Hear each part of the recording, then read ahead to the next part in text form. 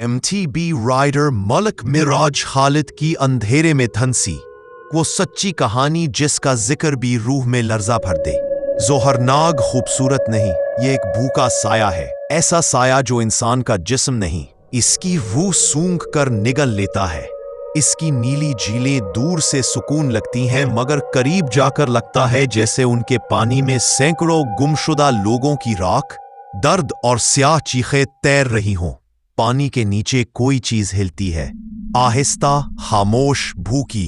धुंध धुंध नहीं, एक जिंदा मनहूस पर्दा है जो तुम्हारे गिर्द लिपट कर हर सांस को गिनता है, हर खौफ को चाकता है और हर हरकत को अपने अंधेरे में कैद कर लेता है। ये वादी देखती नहीं, सूंघती है। हवा का हर लम्स किसी बेचेहरा रूह की जहरीली सांस लगता है, जो तुम्हारे कान के करीब आकर सरगोशी करती है कि तुम यहां मेहमान नहीं हो। यहां का सन्नाटा खामोशी नहीं, कब्रों में कैद चीखों का दबाया हुआ इर्तियाश है। मरगनताप, वो दर्रा जो सैकड़ों इंसानों को चुपचाप बेआवाज मिट्टी में निगल चुका है। यहां रास्ता सीधा नहीं, एक कातिल धोखा है जो मुसाफिर को चलते चलते अपनी ही खामोशी में दफन कर देता है। सैकड़ों लोग यहां बगैर आवाज, बगैर चीख, बगैर कदमों के निशान धुंध के पेट में उतर गए। कुछ के ढांचे मिले, आधे टूटे हुए, जिन पर हिमालयाई गिद्धों के नोकीले निशानात थे। ज्यादातर लोग यूं गायब हुए जैसे मिट्टी ने उन्हें एक ही सांस में पी लिया हो, बाल तक नहीं मिला।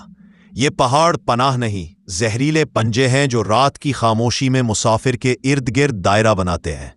धुंध में लम्हे ऐसे आते हैं जब लगता है कोई पीछे चल रहा है, लेकिन पलटने पर सिर्फ धुंध, और धुंध के अंदर एक सांस। आसपास के गांव लारनो से लेकर मती गावन तक लोग मरगनताप और जोहरनाग के बारे में ऐसी दहशतनाक कहानियां जानते हैं जो दिल को चीर देती है।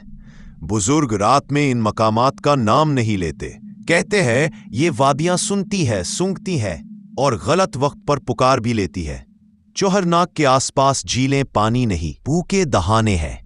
कभी कभी वहां की हवा इतनी मनहूस चलती है कि लगता है किसी दफन बदरूह ने सांस ली हो। जो गलत वक्त में जोहरनाग की तरफ देख ले वो वापस तो आ जाता है, मगर उसके पीछे एक अनदेखी सांस, एक बेचेहरा वजूद, एक खामोश साया चलना शुरू हो जाता है। मेरा पहला सफर जोहरनाग का बहुत मामूली था, दोस्तों के साथ, बगैर साइकिल। रास्ते में मैंने कचरा उठाया, दुआ पढ़ी और झील के किनारे फोटो शूट किया। चरवाहों ने कहा यह जगह नियत देखती है। इस दिन वादी खामोश थी, पुरसकून थी, जैसे मुझे गोद में लिए बैठी हो। मुझे लगा यह जगह खूबसूरत है, महफूज है। लेकिन आज समझ आया ये सब मेहरबानी नहीं थी, ये वादी का पहला धोखा था। इस दिन वादी मुझे देख रही थी, मेरे कदम तोल रही थी, मुझे यकीन दिला रही थी कि यहां सब ठीक है। शिकारी भी तो शिकार को पहले पुरसकून होने देता है ताकि अगली बार वो खुद जाल में लपक कर आए। मेरा पहला सफर आसान नहीं था, आसान बनाया गया था। 11 महीने बाद मैं अकेला वापस गया।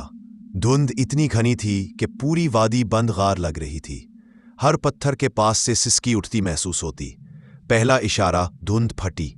एक लंबा सफेद पोश वजूद सामने आ गया। चेहरे पर इंसानियत का एक ततरा तक नहीं था। उसने कहा, आज वो सब जागे हुए हैं, आगे मत जाओ। फिर दूसरा मकाम आया, खुला मैदान, वहां एक सफेद घोड़ा और उस पर एक बूढ़ा मर्द जिसकी आंखों में जिंदगी नहीं थी। दोनों मुझे रोक रहे थे, मगर जोहरनाग मुझे बुला रहा था।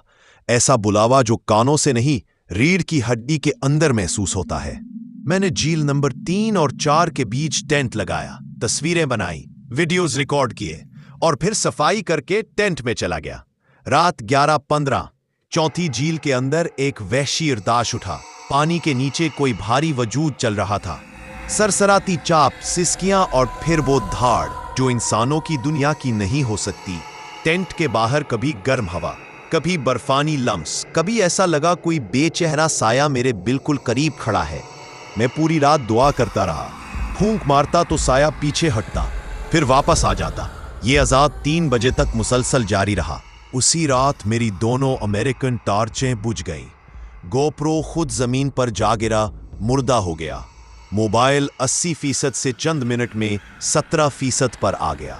सुबह टेंट खोला तो बड़े खौफनाक गैर इंसानी कदमों के निशान मेरे टेंट के इर्द गिर्द थे। बकरवाल औरत गुजरी, मुझे देखकर रोने लगी, कहने लगी, मेरा नौजवान लड़का भी ऊपर गंदगी फेंक आया था। अगले दिन सिर्फ आधी हड्डियां मिली, बाकी सब जैसे अंधेरी ताकत ने पी लिया हो।